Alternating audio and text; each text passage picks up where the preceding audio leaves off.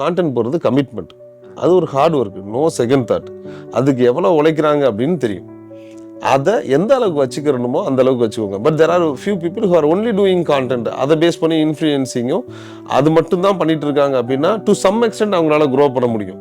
At some point of time நீங்கள் வெறும் brand டீல்ஸை மட்டும் வச்சுக்கிட்டு நீங்கள் எவ்வளோ பண்ண முடியும்? அதுக்கப்புறம் யூ ஷுட் ஹேவ் சம்திங்கில் அந்த சம்திங் என்னன்னு ஃபிகர் அவுட் பண்ணிவிட்டு அதுக்கேற்ற மாதிரி கான்டென்ட்டை கிரியேட் பண்ணுங்கள். That would be the suggestion for them. இந்த சைடு நான் இப்போ வந்து ஃபேஸ்புக் ஆட்ஸ் ரன் பண்ணுறேன், அதுக்கு காசு பே பண்ணணும்ல, இனிஷியலாக இருக்காதுல்ல.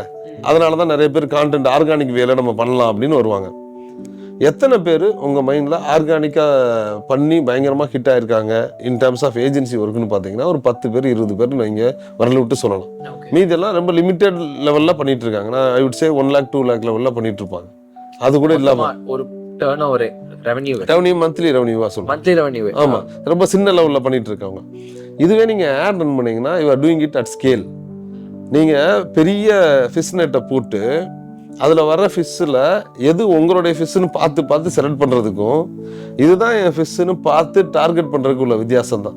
அதுதான் பெய்ட் ஆட்ஸும் அந்த ஆப்பர்ச்சுனிட்டி உங்களுக்கு கொடுக்குது.